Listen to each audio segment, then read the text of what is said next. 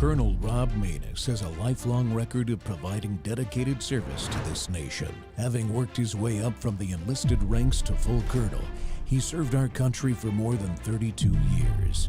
He has served as a bomber squadron commander, bomb disposal technician, Joint Chiefs of Staff operations officer, assisted the national security team with the campaign plan for the global war on terrorism. He authored the first theater nuclear war plan and served as the vice commander of America's largest airborne intelligence wing. Colonel Rob Maness is a true American hero.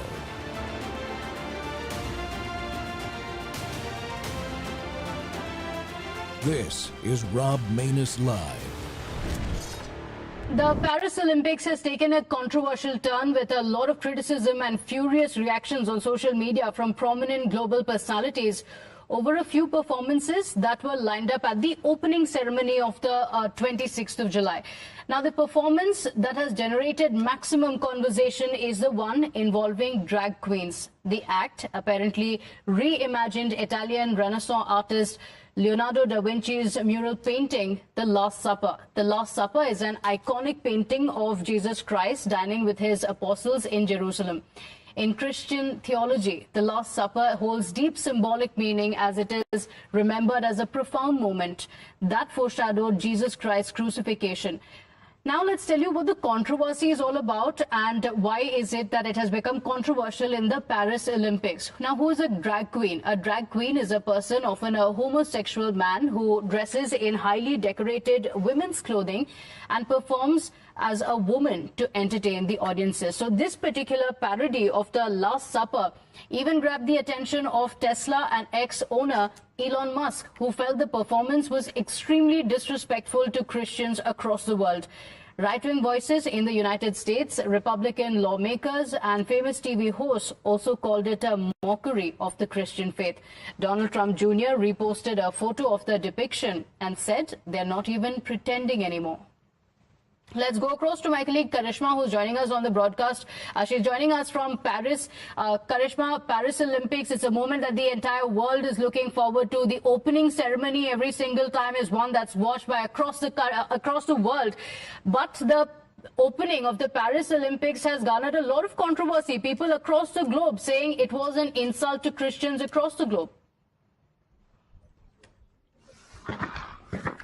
Well, yes, absolutely. It has, in fact, left people divided. In fact, it has had a lot of social media backlash as well, especially because of that creation of the Last Supper picture that was the opening of the Paris Olympics. So somewhere that hasn't gone down well. What we're given to understand is that the official video has been removed from YouTube as well. Like I said, it has divided people and everyone has been saying, having their own opinions about the opening ceremony. Remember, there were a lot of the Olympics demonic Last Supper mockery. Welcome back to Truth Thursday. The Rob Maness Show is live on Worldview Tube, and our X Spaces simulcast audience is with us. Well, the world hates us, we Christians, that is. That is the truth. A simple fact many in today's society refuse or cannot accept or acknowledge. But we must see it for what it is, a war on Christ and his followers by the Prince of Darkness and his demonic army. The recent satanic opening of the Olympics in Paris, openly mocking the Last Supper, is only the most visible of this war on all of us. We live in a world that sends Christian men and women to prison for protesting the murdering of unborn babies, while releasing rapists and murderers from jail without bail, or even worse, by refusing to arrest them when evidence clearly shows their vicious nature is a danger to our society. Our children are being subjected to disgusting transgender ideology indoctrination as early as preschool and mutilated by removing their sexual organs or by chemical castration, while the rights of their parents to say no are under attack by a legal system turned on its head against us. What are the results? A world where young American women can't walk across their own college campus without fear of being attacked, raped, and killed, and where children aren't safe from those they're supposed to trust, like elementary school teachers. Well, the question of how we got here and what we should do going forward must be answered by Christians everywhere with an eye on our children's security in the future. Well, my guest today is a gentleman named Mark Tapson. He's the Shillman Fellow at the David Horowitz Freedom Center, focusing on popular culture. He's also the host of an original podcast on Front Page, The Right Take with Mark Tapson. And he wrote a great article about this demonic mockery of the Last Supper. Mark Tapson, welcome to the Rob Maness Show. Thanks for coming on. Thanks for having me. It's an honor. Well, as somebody who's really taken a deep look at this situation that occurred in Paris, Mark, I just wanted to start out by giving you a chance to really take it on and tell us, why did they pick such an unfamily-friendly theme? I mean, this is the Olympics. Kids are looking up to these Olympians. The Olympians themselves were little kids that looked up to Olympians. It doesn't seem like a place where this type of display should be happening. You would think so, but this is exactly the kind of place, exactly the kind of opportunity that the radical left would look for to push this kind of agenda and to push this kind of imagery. It was definitely family unfriendly, as you said. And, there was a time when sports brought people together, not only within the boundaries of our nation, but internationally with the Olympics. At least in theory, it brought us all together. But I guess organizers this time decided to just sever any connection whatsoever with sports or athletic excellence or national pride, and just promote the normalization of gender ideology. And I call gender ideology the tip of the spear of cultural Marxism now. It's the tip of the spear of the assault on Western civilization, including, and maybe even more specifically, Christianity. Western civilization used to be called Christendom. So that this ideology is specifically an assault on all of the norms of Western civilization. Its intent is to undermine, subvert, deconstruct, and destroy Western civilization. All of its our traditions, our religion, our faith, our values, our morality. It's the agenda is to undermine all of that, destroy Western civilization, and then create a sort of a collectivist utopia on the ruins of that. So this event, the Olympics opening ceremony, this was a perfect place for them to promote their message that they are queering the culture, and that they are not afraid of the toothless Christians that will simply complain about it on social media. And by the way, let me just say real quickly what queering means, just for people who don't quite understand, or people in my generation, we think of the word queer as meaning gay, but queering actually means something a little bit different. Queering is about inverting and subverting all the cultural norms that you can point to, everything we would think of as normal. Queering is about inverting and reversing that. So you can see that that's been happening in the culture, because we've reached a point now at which someone who fairly defines normality, J.D. Vance, is now being smeared as weird. So this is exactly the result of queering the culture, is that you flip everything upside down so that the normal people, the norms that we're accustomed to, that has become marginalized and demonized. So it's an assault on Western civilization. We talk about the culture war, but I've gotten where I refer to it as the civilizational war, because really those are the stakes. Civilization is at stake in this culture war. Yeah, you mentioned the term Marxism, cultural Marxism. I've had many shows where we talk about Marxism and critical theory, its origins, how it had come about, and it's become prevalent in our society today. But a lot of normies, that don't study this stuff or listen to shows like yours or mine, or David's, or those of us that actually are diving into this to try to attack it, that when they hear Marxism, they think of places like Russia maybe, or Vladimir Putin. But it's really odd, because Mr. Putin has fans amongst the Christian community, because he's pushing back pretty aggressively on this stuff. So it's really confused, I think, what Westerners, how they see the world, and And I wanted to ask you: are people confused as to what they should do? Even those that are, like you mentioned, they're outraged on social media, etc.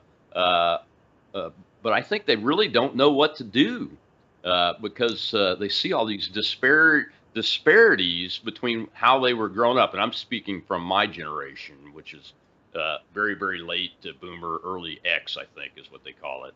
So early 60s and how I've grown up. And I can see why people that are my age and maybe within 15 years of my age could be confused as to, well, what the heck should we do about this? Because our enemy is now pushing back against this enormous capturing of our civilization in an attempt to destroy it and remake it into something else.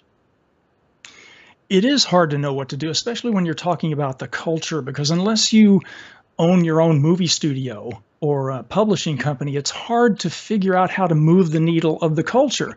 Most people are just consumers of culture, and it's hard to know what to do apart from just boycotting something, which doesn't really seem to have any kind of effect unless it's done on a mass level with a lot of media noise. But there are a few things that people can do. The first thing I always tell, and you're right, people always want to know whenever I speak anywhere and talk about the culture and cultural Marxism and these kinds of issues, people want to know what to do. They feel kind of helpless. It feels depressing and overwhelming because they can't go out and, simply create their own movie or something. The first thing anybody can do, and that everybody must do, is speak the truth. And that sounds like a simple thing, but these days it's not a simple thing. It takes a lot of courage to speak the truth these days because sometimes it has adverse consequences. You could be canceled depending on the venue in which you express the truth. You could be, you could lose friends. You could be targeted in other ways, sometimes even physically. But the first and foremost thing that we must do is speak the truth about gender ideology, speak the truth about male and female, speak the truth about God, about our country. And that's no small thing, but courage is contagious. And when you speak the truth, you'll find that there are many, many people who will stand alongside you and speak the truth as well. They just need someone to step up and do it first. But speaking the truth is the first part. That's the most basic thing that everybody can do. And then as far as the culture goes, there are a couple of things. The culture is changing now. It's decentralizing and has been for quite a few years. Hollywood's not the gatekeeper anymore. There are a lot of independent culture producers out there. I mean, I live just outside Dallas, and there's kind of a flourishing film industry going on out here that is not connected with Hollywood. And in fact, it tends to be Christian and conservative. There are other areas like that too, where film industries are starting to crop up independent of the Hollywood machine.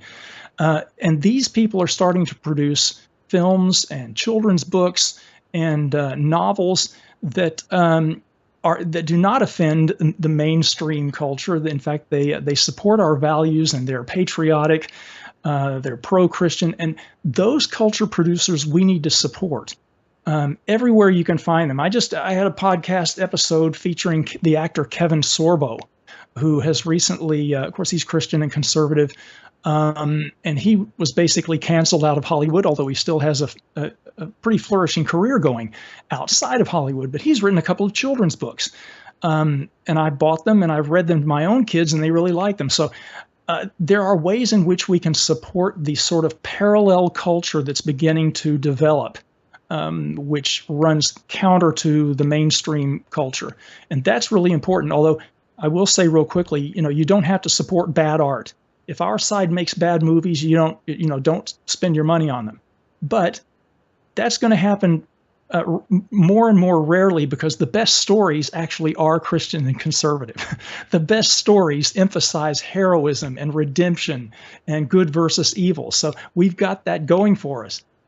So anyway, support the culture producers on our side, and conversely ban or boycott participating in the mainstream culture, because the mainstream culture is demonic.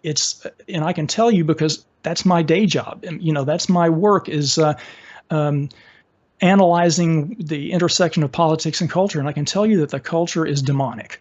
I'm one of the few people I know who still has a net. I still have a Netflix account. Go ahead. I'm one of the few people I know who still has a Netflix account because I have to watch that. So I have to see what's going on in the culture. And I can tell you that it's just astonishing the degree to which Satanism and the demonic are coming to the fore in our culture. It's being celebrated, actually. So this is what we're up against. So you need to reject that culture, and especially for your children and your grandchildren. Disconnect your children from the mainstream culture because it's coming for them. It is coming for them. It is specifically designed to ensnare the next generation because they've written off our generation. They don't need our generation. Break, Mark. When we come back, though, I want to dive into the demonic nature of what's happening because, look, I'm a Christian, but I've never actually, until this year of my life, had serious concerns and conversations using the word demonic in the nature of what's happening in the world, and I'm sure I'm behind.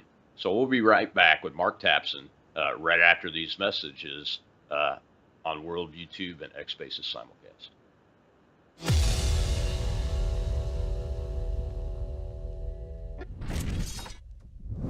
Hello, I'm Brandon House. Melissa and I have been taking Bella Grace, this powerful elixir, since last fall, 2023. The results have been amazing. My hands would crack and bleed, deep cuts and cracks every winter for years. No matter what we did, we couldn't get them to stop cracking and bleeding. This year, I took Bella Grace, no cracking, no bleeding. My acid reflux, gone. Haven't had to take a Pepsid. My hair growth, the last 2 times I had my hair cut, the lady had to use thinning shears on my hair. That's amazing. We've also received incredible feedback from you, our listening audience, and the impact it's had for you. This is loaded with astaxanthin. That's a powerful antioxidant. Collagen, but top grade collagen. Studies show 95% of it is being absorbed in the body because of the way they develop it. Then we have something called cat's claw. That's an anti-inflammatory from a vine in Peru. It's the bark, and it's an anti-inflammatory. There are about 80 clinical trials on Bella Grace. Please get a subscription now and save. MelissaHouseBG.com.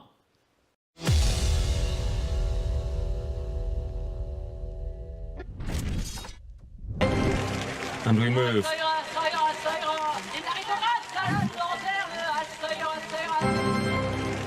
And we move.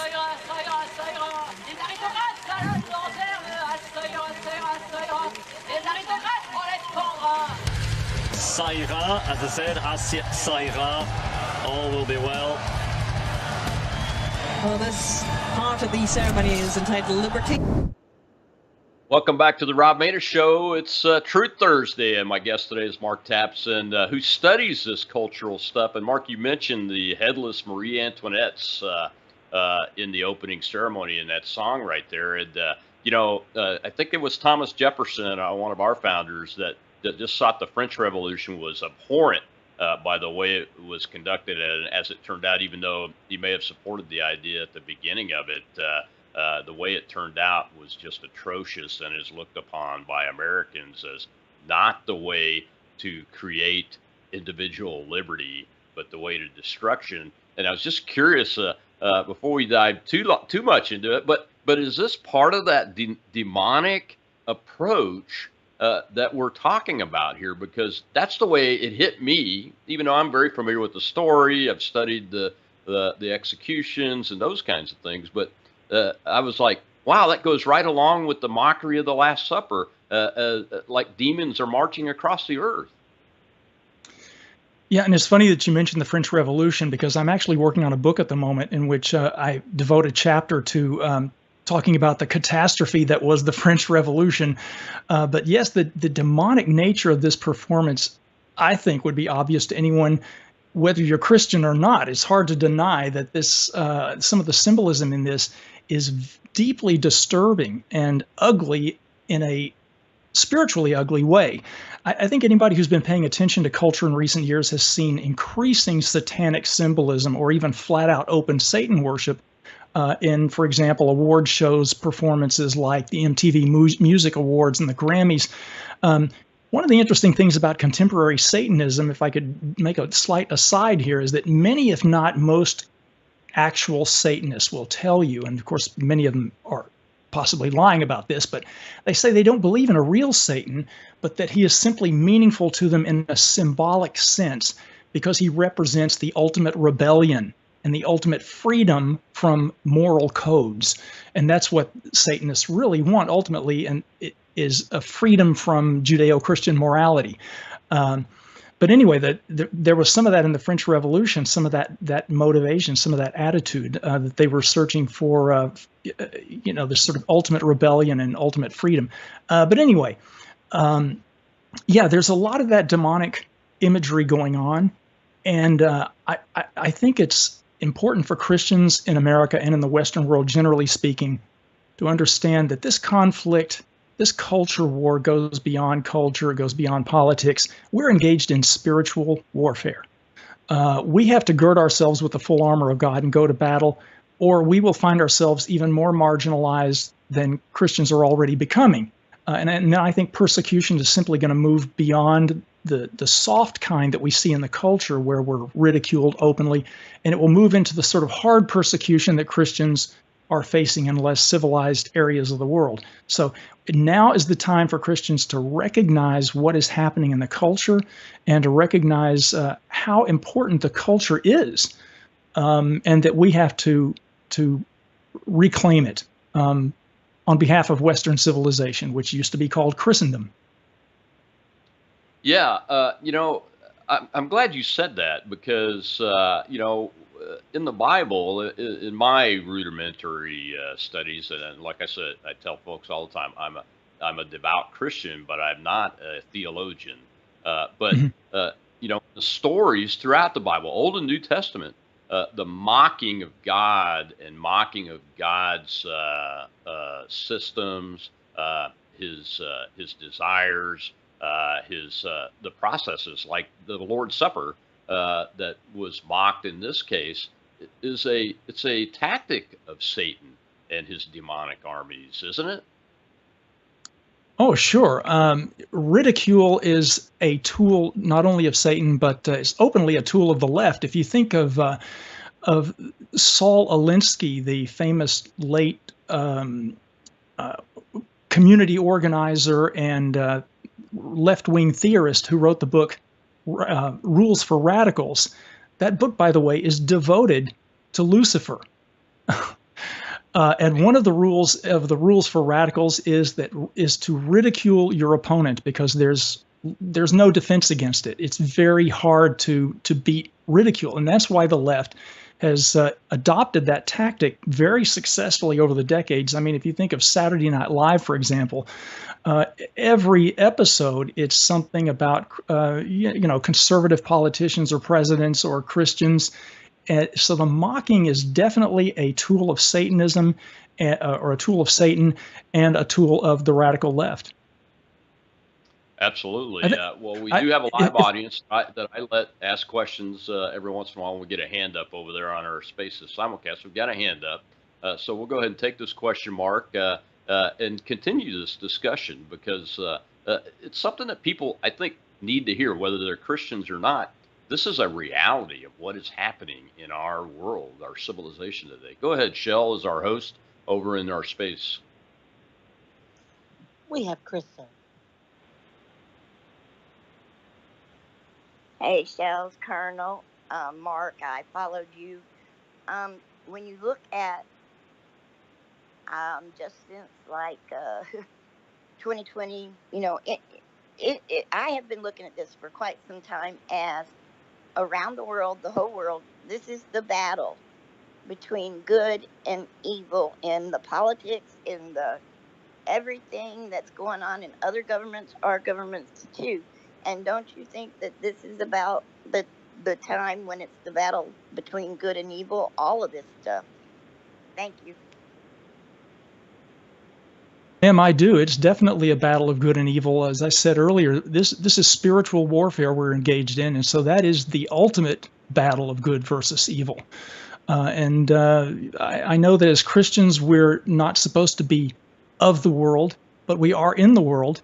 And we can't simply ignore the battles that we are, I think, obligated to undertake here, and battles against the advance of Satan in the world. So this is definitely a battle of good versus evil, and I hope people find that as motivating. To realize that, like I said, it's not just about politics. It's not even just a culture war. It's something that we are engaged in on a whole other level as well, and we all have our part to do. Yeah, and you mentioned J.D. Vance and the attacks on him and calling him weird. That is exactly what we're talking about here. Yeah. He talks about family and having children and how his experience in government with people that don't have children give them an inability to make decisions the same way that a father who has children at home makes decisions, or a mom makes decisions. And so he's being called weird because of that. And he's a Christian, his family's Christian.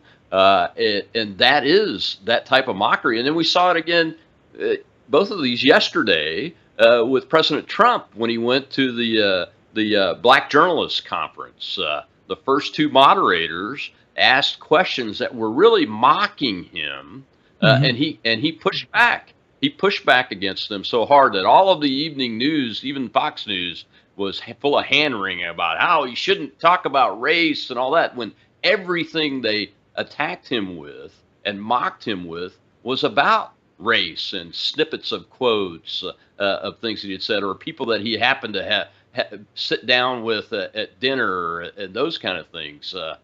So I think Trump and Vance both set good examples of different ways to respond to these types of mockery, don't they? One of the reasons that the left loses its mind over Donald Trump is that they do not know how to handle or control him, and he knows very well how to get in there and fight them on their own level. They've never had to deal with a Republican this way, much less a Republican president. They've never had a president like this who can give as good as he gets or better, and so it drives them wild. They can dish out the ridicule, but they cannot take it at all. So that's one of the advantages that Trump has, is that he knows they don't know how to handle him, and he knows how to handle them. Now, he's sometimes a bit of a loose cannon, but that's just part of his nature and personality, and you have to take him as he is. But more often than not, he hits the target. And the good thing about J.D. Vance, well, one of the numerous good things about Vance is Vance also is unafraid to speak the truth, knowing full well that he's going against the cultural grain and that he's going to be mocked and attacked.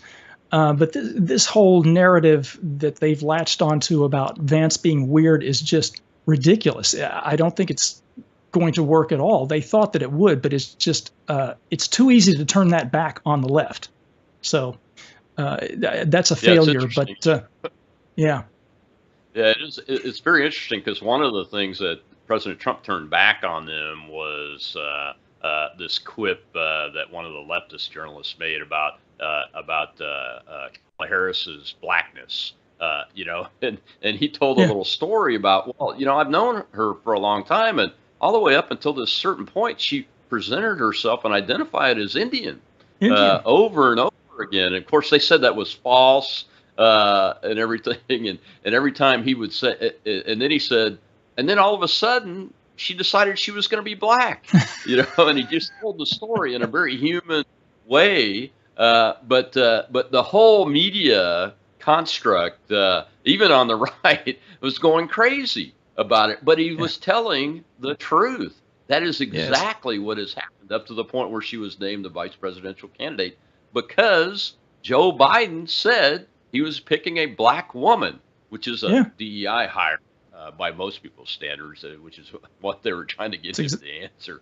He never did. He turned it back on. We got to take another break. When we come back, though, I want to talk about potential allies that Christians need to be learning how and teaching each other how to work with, because there were some surprising allies that came out over this mockery of the Last Supper. And we'll see you when we come back with Mark Tapson.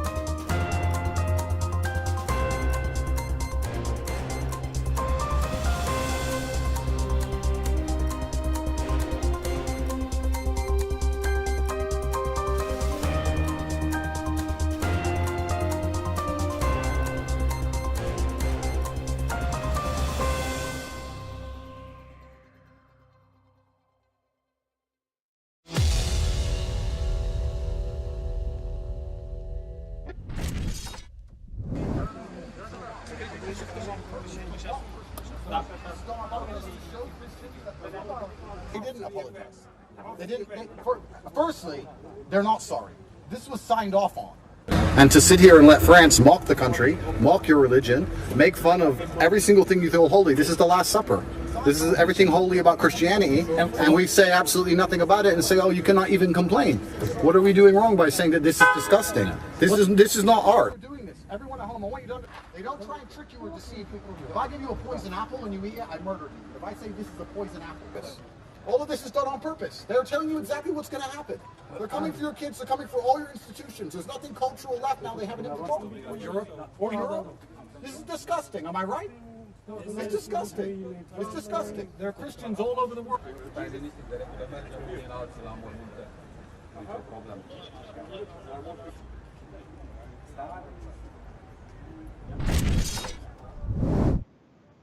Welcome back to the Rob Maness Show, and it's Truth Thursday, and we're talking about the demonic and satanic mockery of the Last Supper at the Olympics opening ceremonies, and how it's not just a cultural war. This is a spiritual battlefield and all-out war that we're on, and it really goes even beyond Christianity, which is why I wanted to show that clip for my guest, Mark Tapson, from the Horowitz Freedom Center, and that is Andrew Tate and his brother Tristan in Budapest.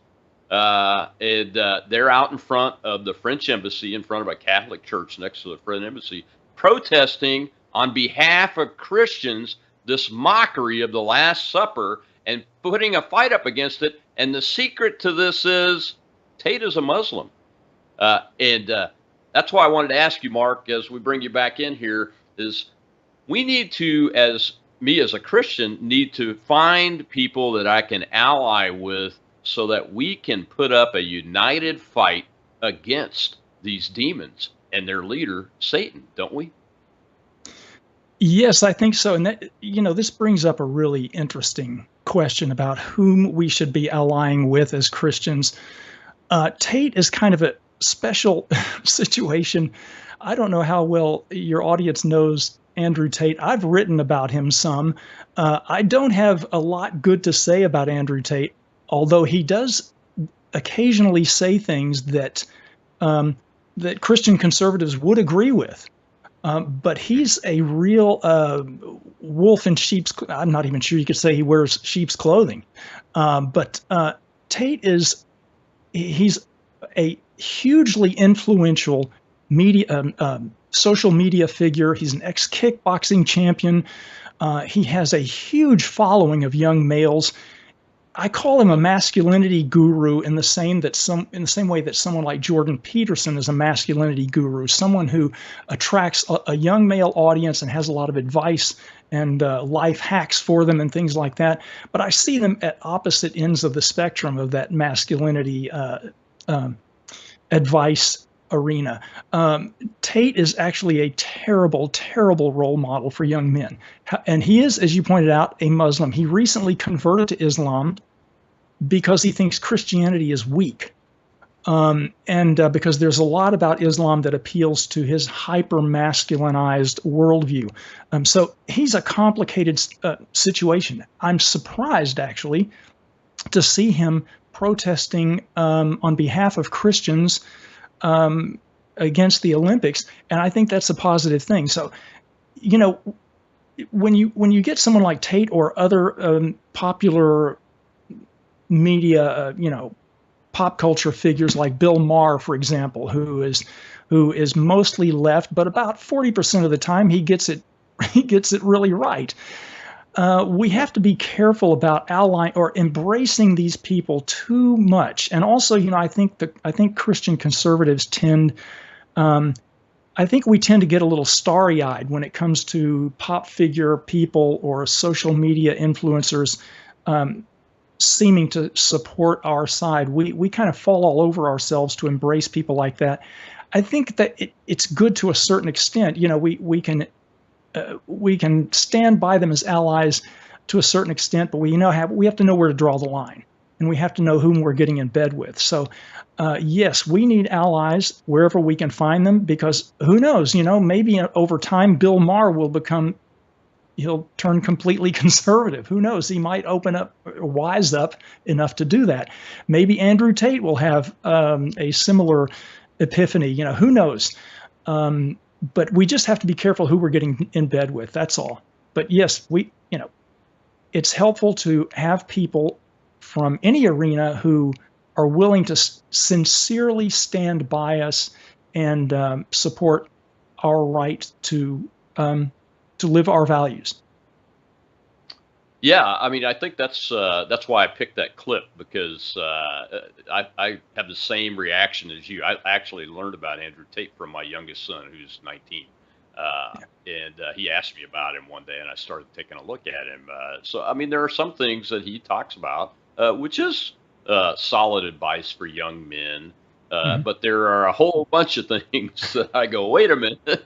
But I think it's important that people learn how to ally with other folks that do have strong opinions that might be in concert with what ours are, when the goal is an overarching goal to be able to have a civil society, one of the truth, of freedom, not freedom in the sense that Satan wants you to have freedom, which is that's a rabbit hole to go down that you really shouldn't go down, because pure freedom is anarchy, and anarchy hurts kids, hurts families, and I think that's what you're seeing people push with this mockery of the Lord's Supper and the whole 4.5 hour thing that they did with the Olympics.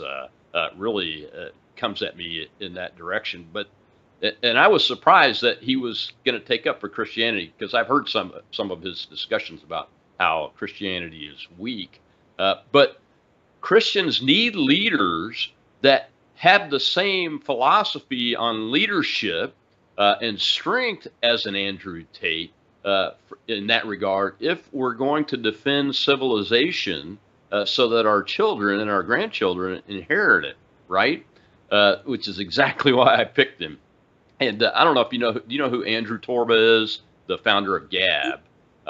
Yes. He's a very devout Christian, much more studied than a person like me is. But he's had his attacks too. And as we came on, I read a tweet from him that I've learned a lot of things in the last 20 months or so. One of the most important is that I have to find people that I can agree with, maybe even as little as 60 or 70%. I think 70 is the number he picked, so that we can ally together and move forward to try to fight the right fight for our mutual goals. And I think that's why I wanted to put Tate up there, because he kind of does that. He brings the extreme, he pushes the extremes out instead of bringing people together. And maybe the Great Commission in the gospel is working on his heart. And I hope I'm going to pray. I prayed for him this morning, and I'm going to add him to my prayer list every day, that the words of Christ and the love of Christ will come into his heart, and he will turn from one religion that he greatly admires, I know, and return to this faith in the man that was God, that died for us and raised from the dead 3 days later, which is what that Last Supper was all about. It's a central figure there. So we got another hand up in the audience. I want to go ahead and take that question, Mark, and Shell, go ahead. We have Miss Caroline, sir.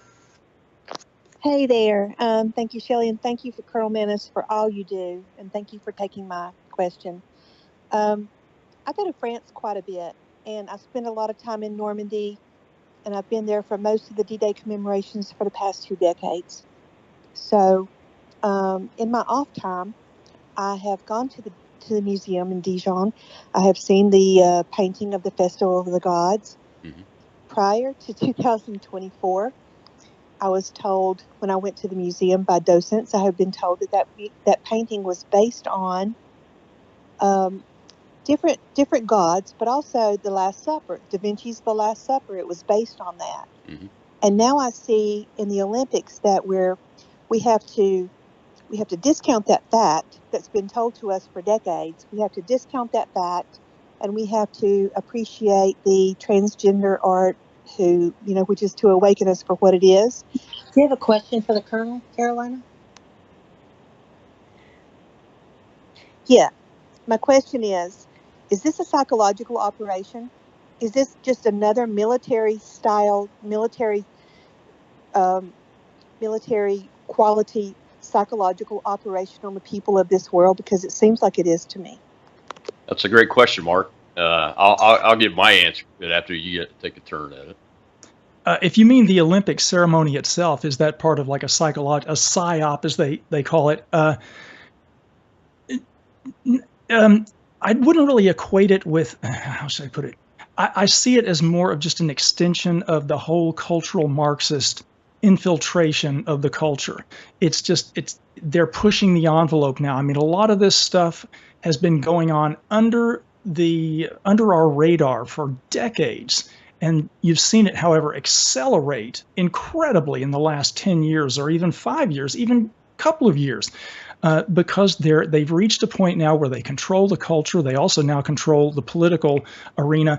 And so they're just pulling out all the stops. And we've reached a point in the culture where they know they can put on an offensive show like that for 28.5 million people, which is how many people viewed the Olympic opening ceremony. They know they can do something like that and get away with it, and that it will offend Christians. And so what? It's an announcement on their part that they've arrived and that they control the culture, and what are we going to do about it? So I don't know that I would call it, what you're getting at, a psychological operation. It's just part of this ongoing ideological assault. I think of just as more in terms of ideology than psychology. But you're not wrong. It's just, I wouldn't put it in those terms. I see it as ideological, but it's just another extension of what we have been seeing going on around us. And it's so prominent because it's the Olympics. It's like one of the world's most watched events. And so they knew very well what they were doing, and they knew that they would get a little bit of pushback on social media, but that they would still be getting their message out, and that's what counts for them. Yeah, I don't disagree at all. I would use the term influence operation. Is it a government? Is it military psyop? A military psychological operation is just part of a larger influence operation in some sort of conflict or strategic goal that governments pick. But this is a civilizational level attempt to influence as many people as possible. And now in this case, the government of France is involved, and other governments were involved, but primarily because the host government does get a say in this type of presentation. So there had to be some level of decision making occur in this. Yes. The other interesting thing to me about this is that I feel like they had their hand in the cookie jar when they got caught because of the way they tried to apologize. And I don't know if you caught it in one of the clips, but all the snippets of this on YouTube, the official ones, have been removed because they tried to lie their way out and say, "Oh no, this is the Dionysus thing. It has nothing to do with the Lord's Supper. I have no intention." And Jolly, the artist who put this together, I think I don't remember if his name is Mark Jolly or not, but Jolly is his last name, actually said, "I have no intent to be subversive. It was all about being tolerant to everyone." And I would just add, everyone but Christians. That's right. And people that love civilization and want their children to inherit a civilization where they can live free and free from this propaganda and indoctrination like the transgender ideology stuff. I mean, that is killing people, and it's a road to death and destruction when a child chooses to take it more often than not, and it's really sad. Well, we got to take our last break, Mark. When we come back, we'll address Tate's objection to Christianity about not being strong enough, because I've got a Catholic bishop, Robert Barron from the United States, a little clip from him about what he says about this mockery, and it's pretty darn strong. We'll be right back on the Rob Maness Show.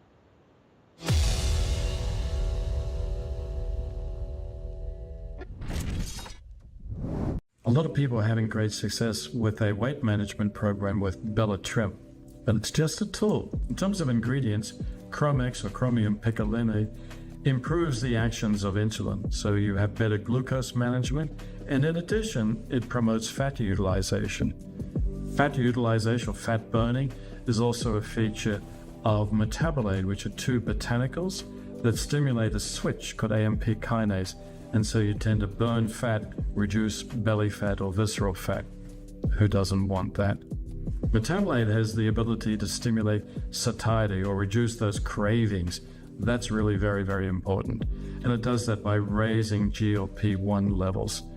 In addition, we've addressed the microbiome by using prebiotics. Healthier microbiome, better weight management.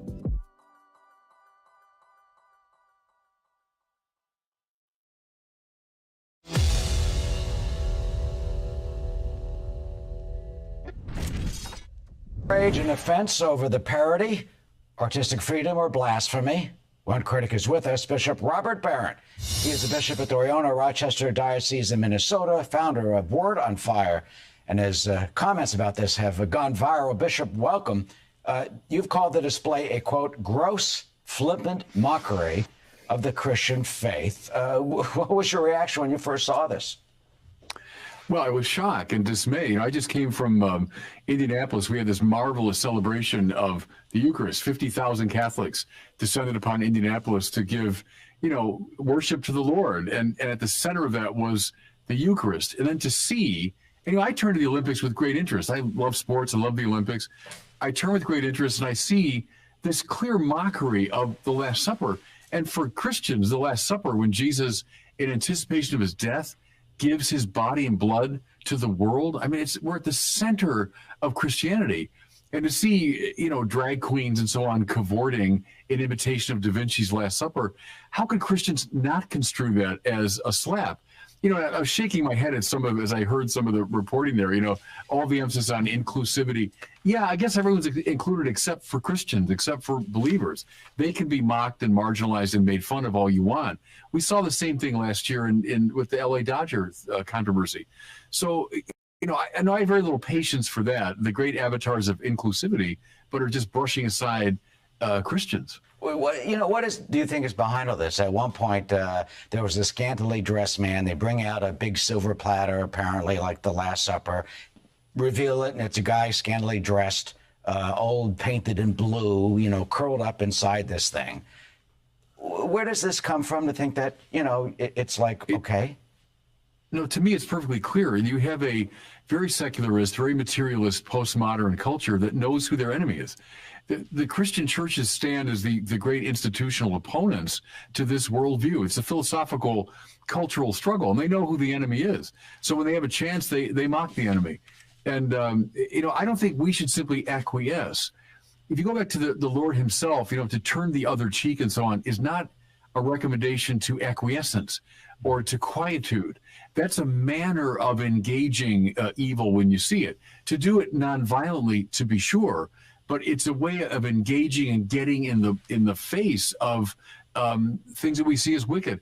Look at Martin Luther King, one of the great practitioners of nonviolence, but you'd never describe him as acquiescent or as non-resistant to evil. So I think the Christian churches have got to gird their loins a bit here and stand athwart this pretty clear attack on us. What is your response to the artist and the sponsor says he didn't mean to offend? It was a homage to the Greek god of wine. That it was a message about the, quote, absurdity of violent behavior of human beings. Well, let me tell you exactly what's absurd there. He's never read the myths about Dionysus. Read the myths of Dionysus and so many of these ancient gods. They were marked by extraordinary amounts of violence. And the Christian churches, looked at the ancient myths and saw all these problematic depictions of ultimate reality. Christianity proposes a God who is indeed a God of love, of forgiveness, compassion, and nonviolence. Welcome back to the Rob Maness Show. It's Truth Thursday here at Worldview Tube and X-Spaces simulcast, and my guest is Mark Tapson. He's the Showman Fellow at the David Horowitz Freedom Center and host of his own podcast, The Right Take, with Mark Tapson, and we're talking about this demonic mockery of the Last Supper and Christianity, really, at the Olympics opening ceremony, and what it means, and what we should do about it. And Mark, I wanted to show a clip there of a pretty high-ranking Christian leader, a bishop in the Catholic Church. I think is pretty high-ranking, who's coming out strong and actually says, and I'm a Protestant, I want more Protestant preachers to take these leads too, that Christ really didn't teach tolerance of sin.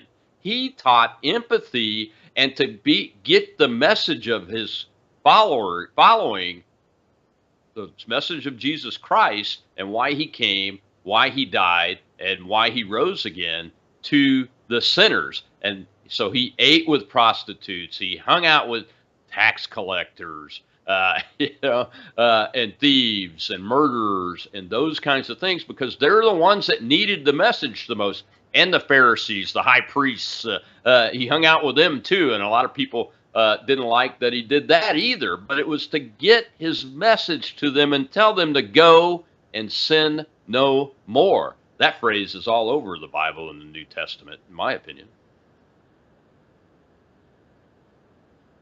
Supposedly tolerant radicals on the left is that Jesus would have hung out with, with the transgenders and all the other supposedly marginalized demographic groups. And they say that Jesus was accepting and loving and inclusive. Well, not quite. Jesus hung out with those people not because he approved of their behavior, but because, as you said, they needed to hear the message the most. And that message is he calls us to change. He calls us to go and sin no more. He's not accepting in the sense of, love yourself as you are, love each other as you are, and all will be good. That's not what Christianity is about. And their tolerance and inclusion, as we all know full well, extends only so far as the people who agree with them. They're completely intolerant and exclusive of anyone who doesn't buy into the whole gender ideology or any other aspect of the far left agenda.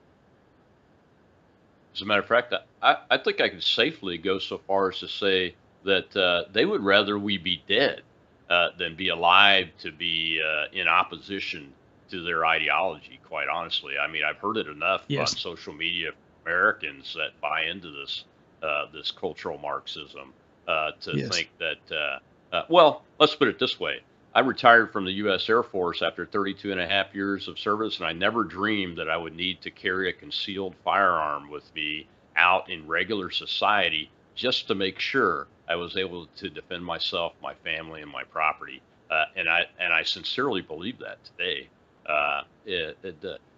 But this clip gets me back to a discussion I had before I came on with a fellow Protestant who's a devout Christian, and that is the question of allies. We talked about Tate in the last segment, and as I said, I'm a Protestant, I'm a Southern Baptist, but I want to be at the shoulder, on the right shoulder of this bishop who's a Catholic. What are your views, and what would be your message to Christians as a whole from different denominations as to a good way to build these relationships of faith that enable us to fight this shoulder to shoulder like the old Roman army used to do? Oh, that's a really good question. I do think that a lot of Christian denominations, I get frustrated sometimes because there's a lot of infighting among Christians. There's a lot of what I would call theological nitpicking that leads to real animosity among our brothers in Christ. And I think although there's room to argue and debate about those things, I think overall we have to recognize that we're all brothers and sisters in Christ, and that we need to unite at least against the enemies, against our enemies, at least in that respect. We need to come together and ally with each other and spend less time picking each other apart or denouncing this denomination or that denomination. I think we do have to stand shoulder to shoulder and acknowledge the bigger picture. Yeah, absolutely. I totally agree. Well, thanks so much for joining me today with this discussion, and thank you for writing the article. That's what got my attention to ask you to come on and be a guest. on this, Mark. Tell folks how they can find you, a little bit more about your position with the Horowitz Center before we let you go. Yeah, the David Horowitz Freedom Center's flagship website is called frontpagemag.com. That's where I usually write. Everything I do is kind of collected at a Substack site. I don't know if people know about Substack, but it's kind of an outlet for writers to reach readers directly. You could go to marktapson.substack.com, and that's me. It's called Culture Warrior.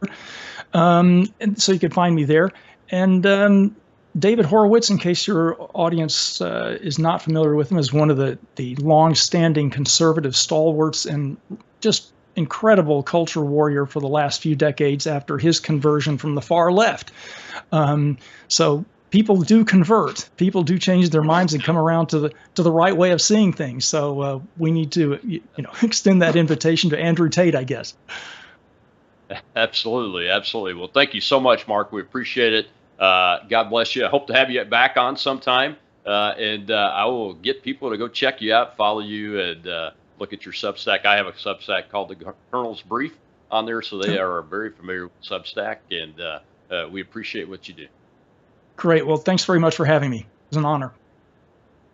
Well, Monday is More War Monday again. We'll have L. Todd Wood, who is the CEO of CDM Media and retired U.S. Air Force Special Operations helicopter pilot. And he wrote a great article. We're going to talk about peace seems to be breaking out, strangely enough, in the Ukraine because of the harbinger of Donald Trump returning to the presidency, to paraphrase what he's talking about. It should be a great conversation. And I'll see you then on Worldview Tube and X Spaces Simulcast.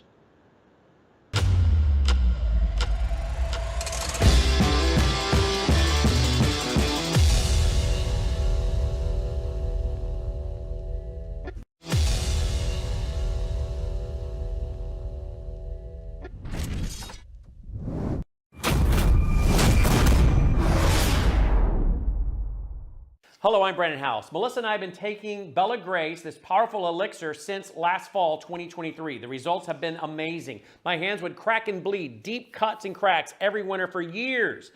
No matter what we did, we couldn't get them to stop cracking and bleeding.